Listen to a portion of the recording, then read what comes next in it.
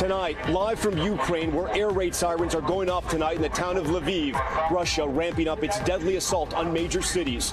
Another round of missile strikes hitting police headquarters in Kharkiv, a key port city in the south on the brink of falling to Russian control. But Ukrainians continue to defend their homeland, now taking to the streets to block Russian forces closing in on a nuclear power plant. The UN overwhelmingly condemning Putin today, who President Biden said is now more isolated than ever. The race to escape in high gear, nearly 1 million Ukrainians have now fled the violence, refugee camps popping up across Eastern Europe. What one woman told our Cal Perry about the dangerous journey many are taking to get out alive. President Biden's harsh words for Putin met with bipartisan cheering during his first State of the Union, but he did not receive the same support when speaking on multiple crises here at home. The president's comments on the economy sparking criticism from members of both parties. Plus, former Louisville police officer Brett Hankison taking the stand in his own defense, detailing his actions during the police raid that left Briana Taylor dead, what he said in court that caused Taylor's mother to get up and leave.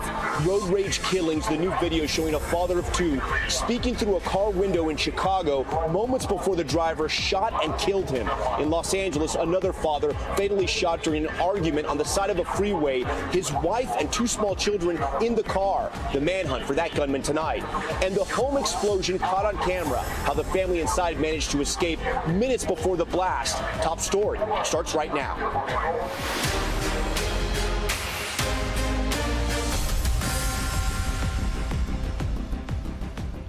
And good evening. We begin Top Story tonight live again from Ukraine. Those air raid sirens you heard at the top of the broadcast have stopped for now. We are receiving some unconfirmed reports of heavy bombing in Kyiv, the capital of this country. We will go there if we confirm those reports and let you know what's happening. For now, Russia's deadly invasion entering its 7th day, and the attacks are intensifying. Intense bombing hitting Ukraine's second largest city again.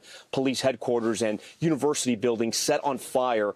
Tonight, Ukraine officials announcing more than 2,000 civilians have been killed, and a port city in the south could soon be in Putin's hands. Ukrainians continue to put up a fierce fight in the northwest part of the country. New video shows residents blocking a road, preventing Russian troops from reaching a nuclear power plant. The humanitarian crisis now spreading across Europe, refugee camps popping up in several countries as nearly 1 million Ukrainians flee this war. The road out, long and often dangerous.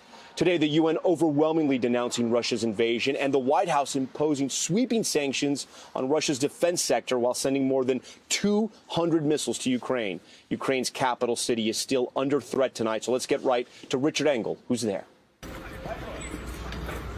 Russia's offensive tonight is growing more indiscriminate and destructive, raining down on Ukrainian towns and cities.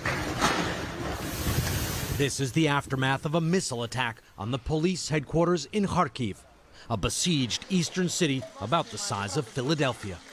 The city is surrounded. The mayor says there's been massive destruction. The UN says nearly 230 Ukrainian civilians have been killed so far. The number could be much higher. Just outside the capital, Russia attacked a residential neighborhood. Rescuers scrambled to search for survivors. Yesterday, Russia attacked Kiev's television tower.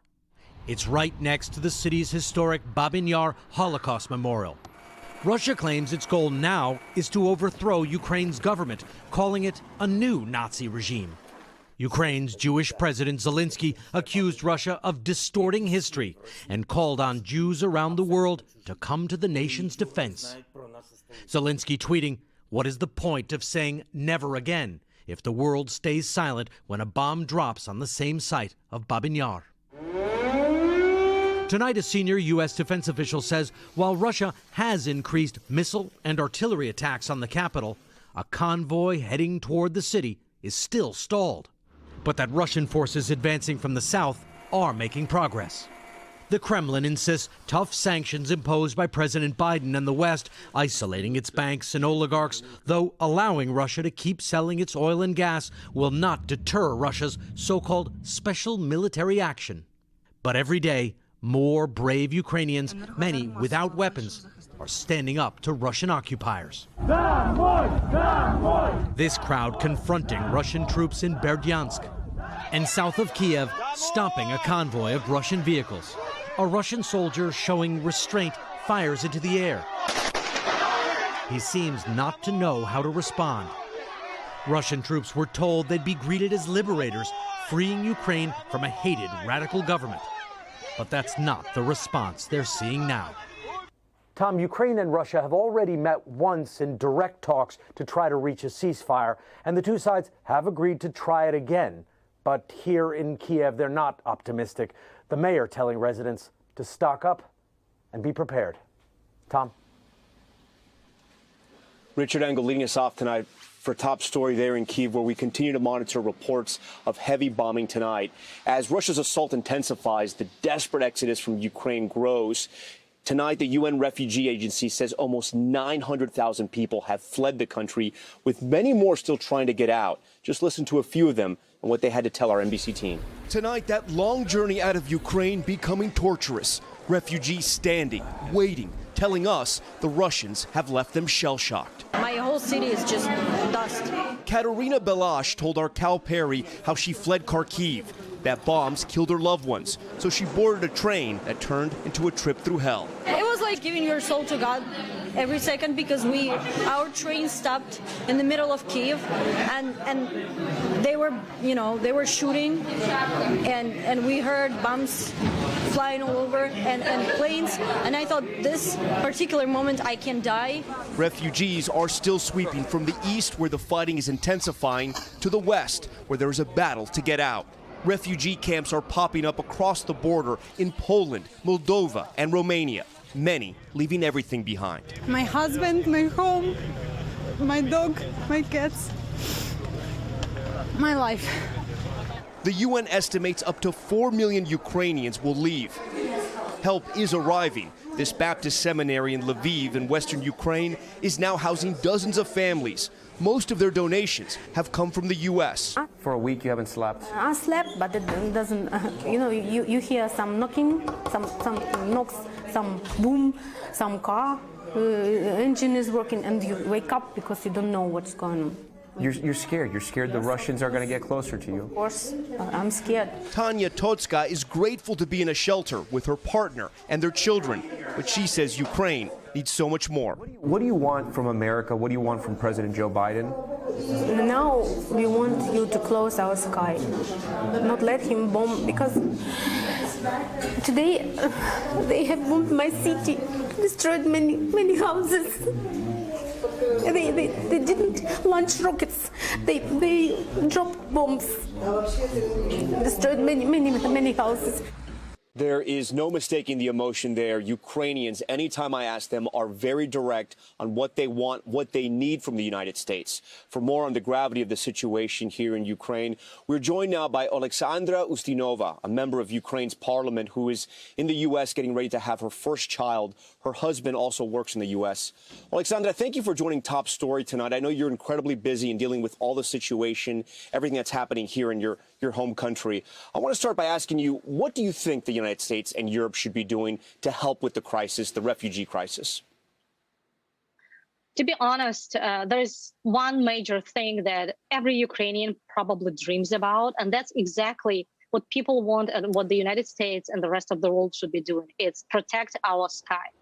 Because we can see Putin shooting missiles, shelling the cities to ash, basically, and he's going to keep doing it unless the international community steps in. Yeah, Vladimir Putin had said that he would not target civilians or cities. That clearly is not the case from what we're seeing here in this country. How frustrating is it for you, from your perspective as a member of parliament, that the whole world says it is supporting Ukraine, yet people are still dying and the Russians continue to invade? Do you think you're going to be fighting this enemy the entire time by yourself? To be honest, I feel betrayed by the international community because we keep hearing that we did our best. I'm sorry, we are very grateful for the guns that we've been given, for javelins, for stingers, but this is not the best. We gave up our nuclear weapons, and we were granted the protection in case something happens and our sovereignty is in danger. It's not even about sovereignty anymore. It's about people's lives. It's about children's lives. And when I hear about sanctions and we did our best, well, I'm sorry, we saw SWIFT being switched off only for 7 Russian banks out of 300 banks. When I hear about sanctions on the Russian economy, well, they excluded the energy sector, which is feeding Putin and his army with money. Nobody wants to refuse from Russian gas and oil. And if they don't do that, that means that Putin would keep getting money to finance his army. We also haven't seen personal sanctions, and not just sanctions, which means freezing the accounts of Putin's wallets, but also seizing these accounts, getting their money, and getting these people and their families and their kids out of the United States, EU, UK. Because if this doesn't happen, the average Russian probably will suffer because ruble is going down. But all these oligarchs with their expensive yachts, even if they freeze their accounts or put sanctions on their yachts, you know what? They can still use this. They cannot sell a yacht or a mansion, let's say in Miami, but they can still use it. So I don't think this is a reasonable price that Ukrainians have to pay. And to be honest, when I turn on the TV today, even here in the United States, I feel like the world is watching the online execution of the Ukrainian nation 24/7. Alexandra, on that point, before you go, I would like to ask you, what is your understanding of what's going to happen in Kyiv right now? That caravan is approaching, and then that would start into urban warfare right there in the capital city. You know, I'm very confident in our army forces. And I know that right now that caravan that stands not far from Kyiv has really big difficulties to move because they're running out of gas. And our drones had been working over that column as well, but over the caravan, I'm so sorry. But I'm pretty much sure we can stand it on the ground. We had already proved it, and our army is strong and our territorial defense is strong. We had 100,000 people sign up for the army and territorial defense within the first 48 hours. And we stopped accepting people just because we ran out of guns, not because people did not want to go. So I think we can do that, but it is very difficult when we have missiles and bombs. Alexandra, yes, you're a member of parliament. Do you think you're gonna have a parliament to return to? You know, I'm very afraid that I don't know whether there will be a country to return to, because unfortunately, from what Putin is doing right now, even though nobody wants to provoke him, he is literally going to turn Kyiv in the second Aleppo. He wants to erase it from the map. He wants to shell it to ashes. So I'm just hoping that the international community steps in before there are hundreds of thousands of deaths. We already have thousands of civilians dead, children dead. And I just hope that there is a response, because from what I see right now, there are hundreds of thousands of people on the streets in every country.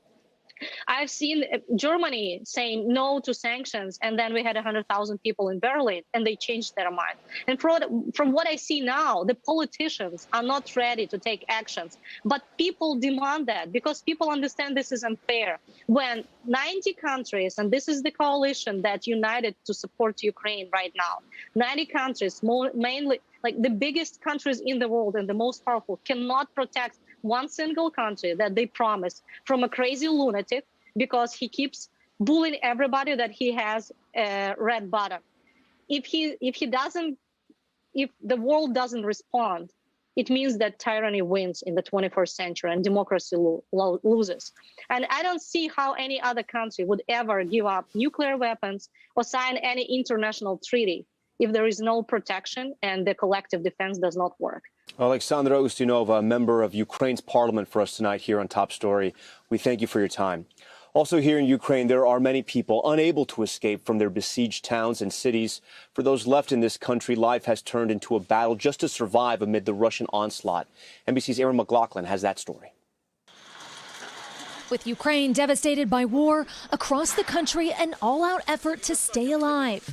As the missiles fell on the city of Kharkiv, Olga Stromina hunkered down in a friend's apartment. I hear the shots and explosions around me and momming, and that happens like a lot. Earlier this week, a missile struck the house across the street, and so they boarded up every window they could, the fridge full of a week's worth of food. We have another storage of water in the bathroom. When they'd hear the bombs, they crouched in the cupboard, and when they could, practice yoga to center themselves before more missiles fell. We want to be angry when we die, not scared. In the capital, Kyiv, the relentless sounds of war. It's kind of morning routine now in Kyiv. Ukrainians banding together, restaurants turned into food kitchens to feed their heroes. Leila, спасибо большое. Trains out of Kyiv, no seats available, only the space between wagons. Super cold in here and you can't sit or anything, so I'd probably stay here for about 6 hours, maybe even more. Thousands of desperate souls trying to escape through Lviv's central train station. As you can hear, the sirens are sounding, thousands of people, and there's mass confusion. People don't know where to go. This family packed their belongings into plastic bags and escaped the capital. Are you scared? Very scared. Very danger. Any place. Very danger. In a beautiful country torn apart by war, so many getting through so much, however they can. All right, Aaron joins us now from Lviv, just a few blocks from where we are tonight. Aaron, I kind of want to focus on those people who are staying because they are so brave. Do you get a sense that they're staying here no matter what, or do you think they're sort of monitoring the situation to see if it's going to get worse or if in some way Ukraine wins this war? Well, Tom, the people I've spoken to say they're staying no matter what. I was speaking to a woman named Tatiana in Kharkiv, which is being assaulted by the Russian military from the air and from land. A missile dropped right across the street from where she lives.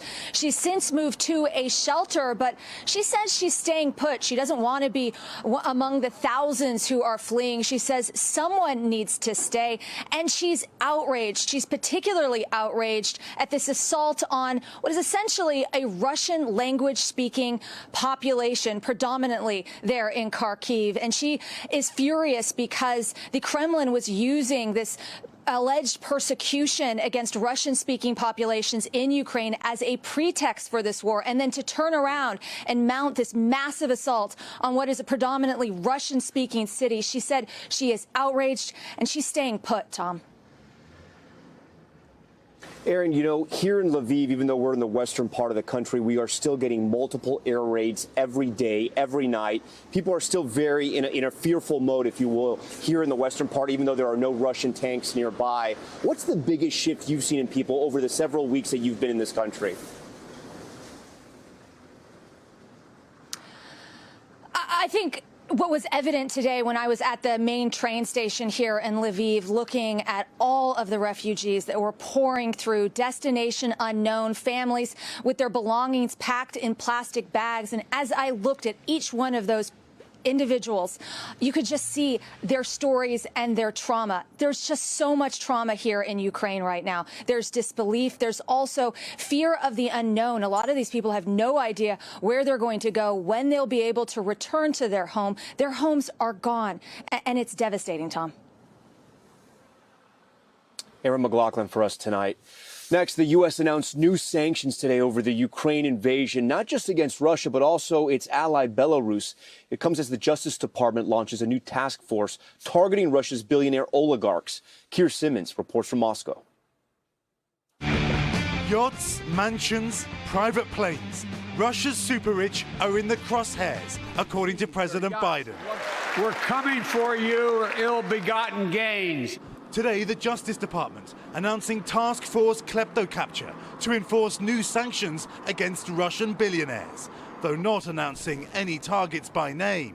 Just last week, President Putin gathering 13 oligarchs at the Kremlin. The message, don't stop supporting me. But the loyalty of the rich is being tested like never before. When Putin became president, he was determined to control Russia's billionaires. Now, amid his war in Ukraine, some are making unprecedented public statements. Oleg Deripaska, worth $4 billion and once called Putin's favorite industrialist, declared last week, peace is very important. Mikhail Fridman, owner of one of Russia's biggest banks, told his London investors the war was a tragedy. But none criticized Putin directly. And just today, another high-profile Russian businessman, Roman Abramovich, worth an estimated $13 billion, announcing he's selling Chelsea Football Club and is advocating for peace talks with Ukraine. Meanwhile, President Putin himself now sanctioned, his mansion and wealth exposed in a recent opposition video. He's been called the richest man in Europe. His yacht said to have been moved from Germany last month. Keir Simmons joins us now live from Moscow. Keir, you know, I feel like every time we have you on this show, we're sort of asking you the same question, but in a different way. Are these sanctions doing anything? And it seems every single day the bombing just gets more and more intense. Is there anything the U.S. and the world community can do, any type of economic sanctions that you see happening that could stop Putin in his tracks?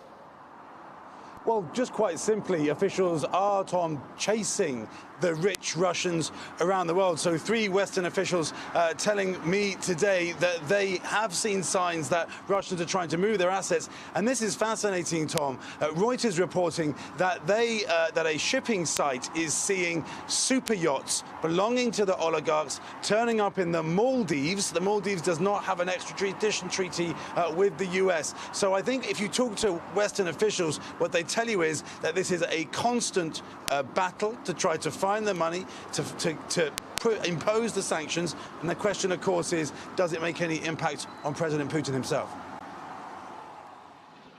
You know, Keir, on social media, I'm seeing more and more videos of protest demonstrations where you are there in Russia. I'm seeing videos of police surrounding female protesters, taking them down to the ground. What is the temperature like right now in Russia? Sometimes social media and the media in general can amplify things. I'm wondering if the situation on the ground is sort of, I don't know, that electric right now. Yeah, it's such a good point because, you know, things are relatively calm. Of course, part of that is because of the implications if you protest, how you can be treated by the Russian government. But I do think there is an interesting sign that happened today, a message perhaps to the man inside the Kremlin, President Putin, from Secretary Blinken, where he said, if Russia pulls back and pursues diplomacy, we stand ready to do the same thing. Now, is that the message? Is that a message from Secretary Blinken saying, if you stop this conflict and go for diplomacy, we'll pause the sanction ratcheting up and go for diplomacy too? Is that the U.S. trying to give President Putin an off-ramp? Frankly, again, the question is, does President Putin even care, Tom?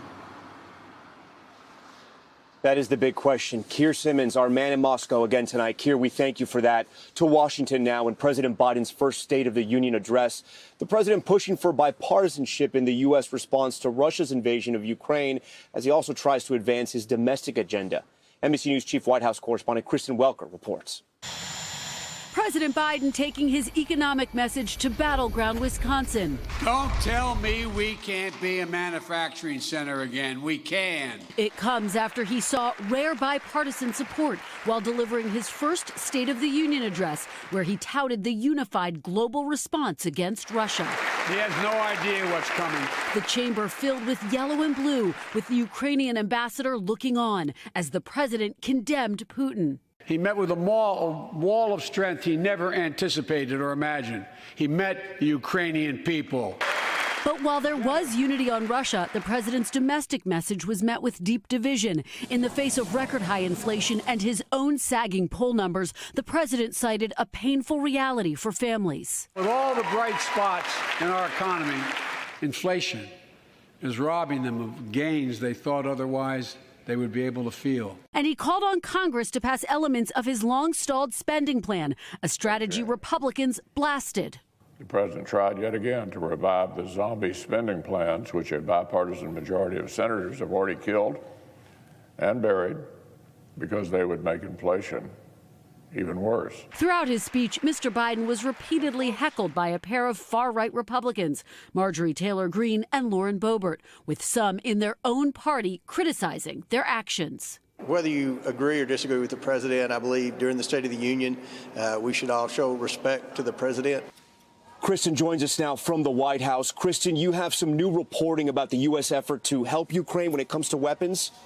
Tom, that's right. 2 congressional officials tell NBC News the U.S. has delivered hundreds of Stinger missiles to Ukraine this week, including more than 200 on Monday. So why is this significant? Well, these are the highly portable weapons that are even capable of taking out Russian aircraft. The Ukrainians have been asking for them for quite some time, and it's part of the $350 million aid package the White House announced late Friday. A senior defense official confirmed the U.S. has been flowing weapons and assistance to Ukraine all week, but declined to specify if all of the other weapons that it includes. Tom. And Kristen, I do want to ask you, Ukraine's foreign minister has called for a global embargo of Russia's oil and gas. Has there been any movement, any talk about sanctioning Russian oil from the White House? Well, we know that those conversations are going on behind the scenes. Here's what I can tell you. Today, the administration announced new export controls specifically targeting Russia's ability to refine oil. The White House has not banned the Russian import of oil altogether. And for perspective on this, the U.S. still relies heavily on Russian oil. In fact, about 8% of the U.S. imports of oil, or about 672,000 barrels a day, came from Russia in 2021. Now, the president said today every option is still on the table, so it's still a possibility. But officials here have privately told me, Tom, that there's some real concern about taking that step because it could boost oil and gas prices even higher and, of course, impact inflation as well. A really big concern for the president, Tom. Kristen Welker for us tonight. Kristen, we thank you for that. We'll have much more on how bans on Russian oil will impact Americans later in this broadcast. We also want to update you. We have not heard any more air raid sirens here in Lviv. We're waiting for an all clear to happen very soon. I'll be back later in the broadcast again from Ukraine. But now we want to toss it to Gabe Gutierrez, my friend and colleague in New York, who has the latest headlines from back home. Tom, thanks so much. Still ahead on Top Story tonight, violence on the roads. The 2 men killed in separate road rage attacks, one fatally shot in front of his family. Why this may be part of an alarming trend. Plus the home explosion caught on camera, how the family inside managed to escape. And the former officer testifying about that botched raid that led to the death of Breonna Taylor. Why her mother stormed out of the courtroom today. Stay with us.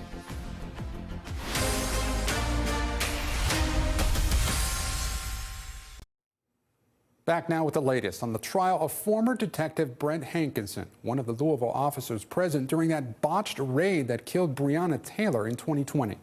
Hankinson speaking publicly for the first time while on trial for endangering Taylor's neighbors, but not for her death. Here's Ron Allen with more on today's testimony. Tonight, former Louisville police officer Brett Hankison testifying in his own defense about his actions during the police raid that left Breonna Taylor dead. She didn't need to die that night. Though not on trial for the 26-year-old black woman's death, Hankison is facing 3 charges of wanton endangerment for firing shots into an adjacent apartment, risking the lives of a neighbor, her young child, and her boyfriend. Is there anything, Brett, that you feel like you did wrong on March 13th at 3003 Springfield Drive? Absolutely not. During that response, Briana Taylor's mother leaving the courtroom. Hankison's shots that night did not hit Taylor, according to the FBI. But this trial is thus far the only form of prosecution from the raid that killed her. She was unarmed. For years, attorneys for her family have said this is not enough. They had wanton endangerment for the white neighbor's apartment, the bullets going there, but not for the bullets going into Breonna Taylor's body. On the night of March 13, 2020, Louisville officers barged into Taylor's apartment as part of a search warrant related to a drug investigation. She was there with her boyfriend, Kenneth Walker III. Walker, who says he thought there were intruders, grabbed his gun and fired 1 round, hitting former Sergeant Jonathan Mattingly in the leg. Officers, including Hankison, responded by firing more than 30 rounds. Hankison says he believed his team was under attack from a figure with a rifle, though no rifle was discovered at the scene. Hankison getting emotional on the witness stand. Immediately, Sergeant Mattingly goes down. I knew Sergeant Mattingly was down, and I knew they were trying to get to him. And it appeared to me that they were being executed with this rifle. Hankison says he thought he could stop the threat, first firing into the patio door, then to the bedroom window of Taylor's apartment. No narcotics were found. Say your name! The case sparking national outrage the summer of 2020, highlighted as one of many tragic examples where an unarmed black person was fatally shot. The absence of criminal prosecution for Taylor's death highlighted in this trial as Hankison denies wrongdoing. So what is your bottom line feeling about the trial? About Hankison's guilt or innocence and what this trial is and isn't about? My bottom line feeling about this trial is that it represents a miscarriage of justice regardless of the outcome.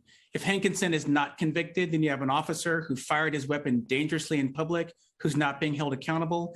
Even if he is convicted, Breonna Taylor was killed, and yet she receives absolutely no justice. And Ron Allen joins us now in studio. And Ron, both sides have wrapped up their cases. Closing arguments now set for tomorrow. The jury could get this case very soon. Yes, it was a very brief trial. There was only one defense witness, Hankison. He testified on his own behalf. He's basically saying that he acted because Taylor's boyfriend fired first, and he was trying to protect his fellow officers, and that's what his story is. And he even seemed to apologize for firing and endangering the other neighbors. He faces up to 5 years in prison. There's been other consequences. He lost his job, as did a couple of the other officers involved in the raid. So there's that. But Breonna Taylor's supporters, family, advocates still feel that this is not the point. No one's being held accountable for her death. The charges he faces deal with the neighbors, not her. And all that leaves people feeling like this is sort of besides the point, this trial. But it is. The serious charges for this individual, and we'll see what the jury comes back with. Ron Allen joining us here in studio. Ron, thanks. Next to two deadly road rage shootings. New video shows the moments before a father of two was shot by another driver in Illinois. And in California, another father killed on the road in front of his family. NBC's Isa Gutierrez has the details on these alarming attacks, and we want to warn you, the video may be disturbing. He did not deserve to die. Tonight, video of a traffic dispute turned deadly in a Chicago suburb. The video appears to show a man approaching a car and moments later getting shot through the window. Police say it was a teenager at the wheel, now charged with murder. He took somebody away from us. Just obviously a senseless act. Hopefully justice will be served. The alleged victim, 46-year-old Scott Madison, a father of two daughters who lived in Streamwood, Illinois. In a statement, police said he died at a nearby hospital after first responders tried to save his life at the scene on Sunday. His ex-girlfriend telling us he was a beloved member of the community.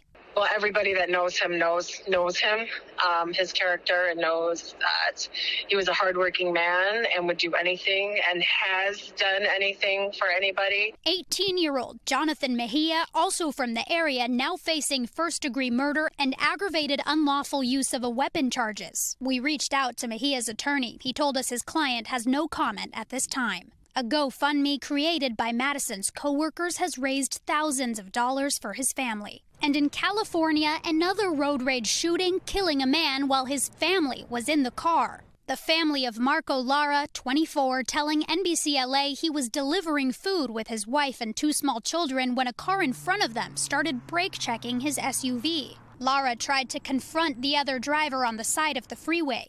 He thought he could resolve what was going on with the other car. The family saying the driver then shot him moments later and left the scene. Lara's family saying his 4-year-old daughter witnessed it all. Last night when she started crying, all I could do was hug her and tell her that he's taking care of her from heaven. These incidents as the country sees a spike in auto fatalities overall and more aggressiveness on the road, according to a government data report released by AAA this week, even as there were fewer drivers on the road. As of Monday, police said the gunman in Lara's case is still at large, according to NBC LA. So stupid. It happens every day. You never expect for someone's life to be taken over road rage. And Isa Gutierrez joins us now live. Isa, it's just heartbreaking. Two families now left without fathers. Do we have any idea why these incidents seem to be on the rise? That's right, Gabe. It's so sad. The AAA didn't say why, but another report released by a nonprofit called Every Town for Gun Safety, released last year, said that these road rage incidents were actually increasing in the few years slightly before the pandemic, but they really accelerated that first year after the pandemic. The report actually found that an average of 42 people were shot and killed or wounded in a road rage incident every month.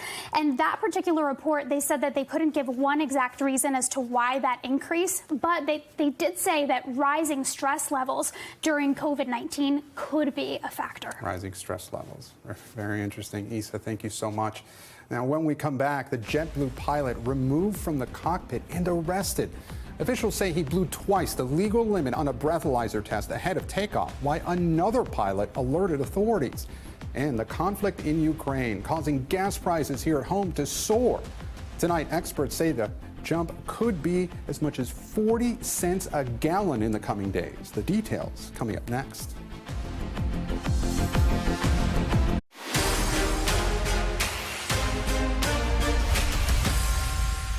Now to Top Stories news feed, and we begin with the home explosion caught on camera in Missouri. A security camera capturing the moment the roof blew off the home. A fire started right after. The family inside smelled gas and managed to leave minutes before the explosion. Neighboring homes were also damaged. Officials say a contractor was digging across the street and hit a gas line. Luckily, no one was injured. A JetBlue pilot was removed from a plane after failing a breathalyzer test. Officials say a TSA agent and another pilot reported that 52-year-old James Clifton seemed impaired and smelled of alcohol ahead of a 6 a.m. flight to Fort Lauderdale. Clifton blew a .17 BAC level, more than 4 times the legal limit for pilots. He could now face federal charges.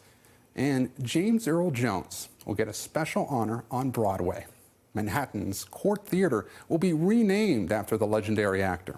Jones made his stage debut at that theater in 1958. The name change was initiated by the Schubert Organization, which owns and operates 17 Broadway and 6 off-Broadway theaters. The formal dedication ceremony is set for this summer. Turning now to money talks, what consumers and investors need to know from the business world and beyond. Bans on Russian oil are straining the global market. And while the national average keeps climbing here at home, it's expected to make an even bigger jump in the coming days. NBC's Tom Costello has the latest. Bad news for anyone who uses gasoline. Just take a look at pump prices. I'm scared. I don't want to pay like $10 a gallon. The national average has jumped 4 cents in just one day to $3.65 a gallon, up 12 cents in a week, 25 cents in a month. California pays the most, averaging $4.86 a gallon. Over the course of the weekend, it would not be surprising that motorists could step outside, see the gas station, and prices could go up 20, 30, even 40 cents a gallon in some of these areas. Here's why. Russia is the world's second largest oil exporter. But today, its exports are under a de facto ban as shippers refuse Russian oil, countries turn away Russian tankers, and banks refuse to extend credit. Today, oil topped $112 a barrel for the first time since 2011. While U.S. oil companies, under pressure to preserve profits, are still pumping 10% less than before the pandemic. Exxon and Chevron say they plan to increase production, but it won't be quick. This means that oil drillers now have to get the crews, the equipment, and all the support services back into the Permian Basin. Airline ticket prices also likely to get more expensive, with jet fuel surging 35 cents a gallon in just 2 days. And Tom Costello joins us now from Bethesda, Maryland. Tom, what are experts saying about how long these high prices could last? Yeah, brace yourself, because they are saying this could last for months, even years, depending on how long this war drags on. And that could mean that this year alone, the typical American family will pay $600 to $700 more just for gasoline. Forget about heating your house and all of that, just gasoline. An extra $600 to $700 already, Gabe. Tom, thank you. Turning now to the legal battle playing out in Texas. The ACLU is suing the state, saying Texas is investigating the families of transgender kids. The state argues that medical transition procedures for transgender youth constitute child abuse. Priscilla Thompson reports. Kids could be ripped from their homes from parents who love them. Tonight, from the courthouse to the Capitol. Protesters in Texas rallying against alleged child abuse investigations targeting parents of transgender youth. This one outside a hearing on the issue held Wednesday. It is absolutely unconscionable and cruel and unjust, and it cannot stand. A Texas family alongside the ACLU is now suing the state, claiming an investigator from Child Protective Services showed up at their home last week, asking questions and seeking their 16-year-old transgender child's medical records. The Texas Department of Family and Protective Services declined to comment. The plaintiffs, identified as Jane and John Doe, along with their daughter Mary Doe, placing blame for the investigation on Abbott and Texas Attorney General Ken Paxton. Paxton and Abbott do not scare us and will never separate us. Last month, Paxton issued an opinion that the process of transitioning that doctors call gender-affirming care could, quote, legally constitute child abuse. Days later, Abbott weighed in, writing, Texas law also imposes a duty on Department of Family and Protective Services to investigate the parents of a child who is subjected to these abusive gender transitioning procedures. Less than a week later, the plaintiffs say investigators came knocking. The child's mother describing the emotional toll, writing, I have been unable to sleep, worrying about what we can do and how we can keep our family intact and our daughter safe and healthy. We are living in constant fear. According to the court filing, other families are also under investigation. Some parents with trans youth now worry they could be next. What keeps you up at night? The last week has been terrifying. We are scared in our own home. You start to sort of rehearse in your brain the unthinkable of your child being taken away from you. Rebecca Bryant and her 8-year-old daughter, Sunny, are among those on the front lines of this fight. My first visit to the Capitol should have been on a school field trip, not defending my right to exist. Testifying at the state capitol several times, lobbying against bills they say are anti-trans. The lawsuit, which seeks to block CPS investigations of trans youth, is the first legal challenge to Abbott's directive. Experts have questioned whether it will hold up in court. The governor's office did not respond to NBC's request for comment. If the directive is upheld, what then? We probably will have to leave the state, which is part of the intention of all this. We don't want you here. And Priscilla Thompson joins us now live in studio. And Priscilla, there's some breaking news in this legal battle, right? That's right. Just in, a judge has issued a temporary restraining order preventing the state from investigating that family. The judge has scheduled another hearing for Friday where the state will be able to present their case and the court will decide whether Governor Abbott's directive will be allowed to stand. But important to note that even if the plaintiffs do win in court next week, there's always the possibility that the state could appeal.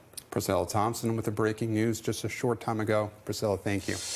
Now to top stories global watch and the deadly flooding in Australia. New video shows dozens of cars and horses trapped on a bridge in New South Wales after both ends of the bridge became submerged by rapidly rising water. The widespread flooding in New South Wales and Queensland has forced thousands to evacuate. So far, more than a dozen people have died. A cargo ship carrying thousands of luxury cars has sunk off the coast of Portugal. The massive ship was transporting cars, including Porsches, Lamborghinis, and Bentleys, to the U.S. when it caught fire last month. The Portuguese Navy was able to rescue all of the crew members. Officials say they were starting to tow the ship when it sank more than 200 nautical miles from shore. Coming up, our coverage from Ukraine continues. Tonight, how many in the war-torn country are trying to protect themselves and their families as Russia's bombardment on key cities intensifies? Stay with us.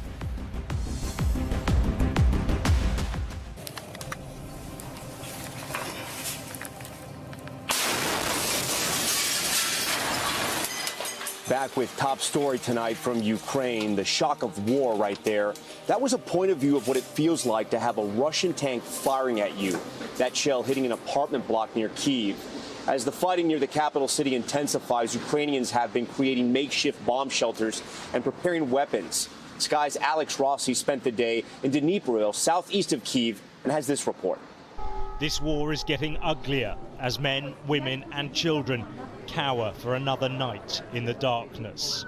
Мы не знаем, куда упадет ракета, что будет с нашим городом, кто сюда зайдет и как все будет через 5 минут. Поэтому последние несколько дней Мы живем в аду.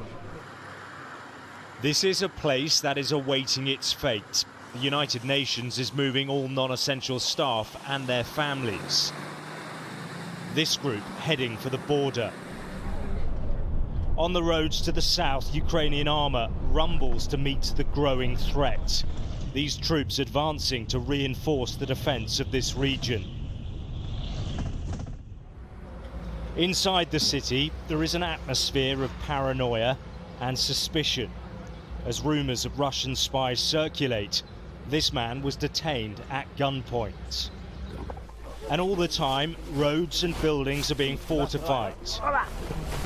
This is a fight for the soul of this country. I'm here because I think that everyone should unite in our efforts, and maybe I can't kill someone, but I can help in other way. These people want to fight, but for now will offer their support any way they can. The territorial defence has so many volunteers, they can't all join at once. There is a real sense of fear and apprehension. People are extremely scared about what is happening to their country, but the levels of resistance here are immense. It seems that anyone who is able to pick up a gun or fill up a sandbag is coming forwards in defiance of the Russian invasion. David has enrolled and is making Molotov cocktails to defend his city. Это не только военные делают. Каждый гражданин сейчас делает коктейли Молотова, собирает припасы, покупает оружие. Его тут будут встречать. Если он хочет, чтобы сюда пришел русский мир, его будут встречать из каждого окна. Его будут встречать из каждого угла. Мы их будем убивать, и они очень пожалеют об этом. But as this brutal war descends further, it will be the innocent who bear the brunt of Russia's aggression. There will be many more frightening nights underground. Alex Rossi, Sky News, Dnipro. When we come back, as the snow continues to fall here in Lviv, the dangerous journey for those who decide to flee Ukraine. The 24-year-old who thought she escaped a nightmare but soon realized it had just begun. Her incredible story of bravery and her message to the world tonight.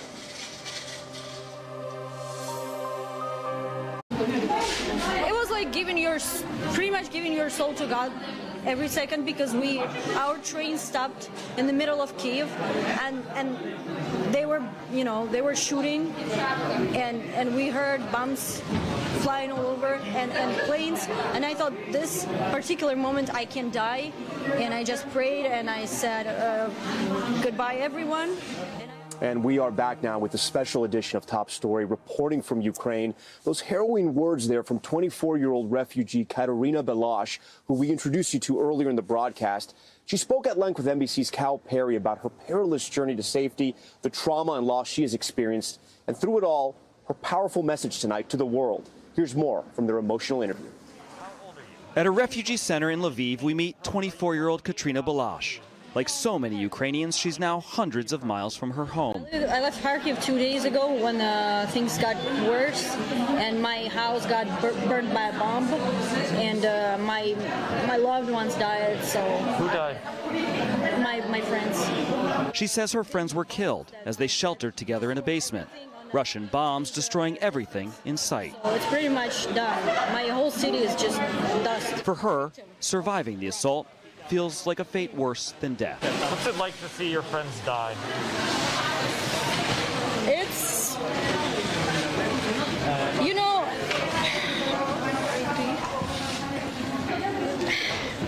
it would rather be me not seeing it dying for you than me seeing you dying, You wish it had been you? In that particular moment, yes. Katerina's escape from Kharkiv, a harrowing but vital journey. Her train stopping in Kyiv, the violence all around her. The experience leaving her forever changed. Mentally, how did you survive? I don't think I did. We all are just super, mentally we are broken, and To be honest, I do have PTSD. I do. Very bad, kind of. Every time I hear sound or anything, I start shaking. And my friends, they bring some medical stuff to get me back to normal, condition. Katerina hasn't eaten or slept properly for 6 days, but somehow her message to anyone who is listening is crystal clear. Please do cherish a clear sky. Every time you see sky, cherish every moment of your life.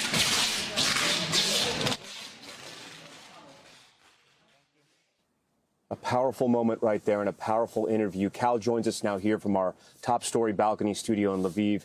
Cal, when you met Katerina, did you get a sense of how she was doing and if she was going to get to where she wanted to go? So she's staying in Lviv tonight with friends. She doesn't know what to do next, whether she's going to make it to the Polish border. But as you know, that backup runs for miles and miles. And while it's beautiful out, hundreds of thousands of people sleeping outside in the snow and the rain is a continuing concern. It's so cold, and during the day it's even colder. I did want to ask you, though, you flagged this interview to us earlier today, and it was kind of this moment where you told me you thought she was almost shell-shocked, PTSD. Clearly you get that from the interview, and it's almost a turning point in our coverage here because I'm seeing this as well from people that we're talking to at the train stations, families in shelters, especially the people coming out of Kharkiv. Their entire city is gone. I think part of it is it takes them time to get here, right to where we are in the West. But the other part of it, it seems like the Russian are changing their tactics, right? It seems like they're starting to indiscriminately shell some of the civilian areas.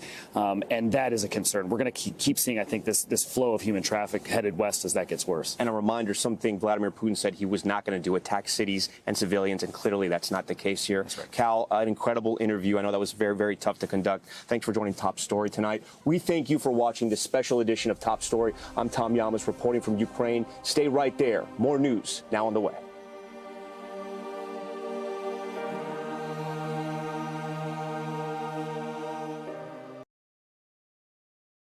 Thanks for watching our YouTube channel. Follow today's top stories and breaking news by downloading the NBC News app.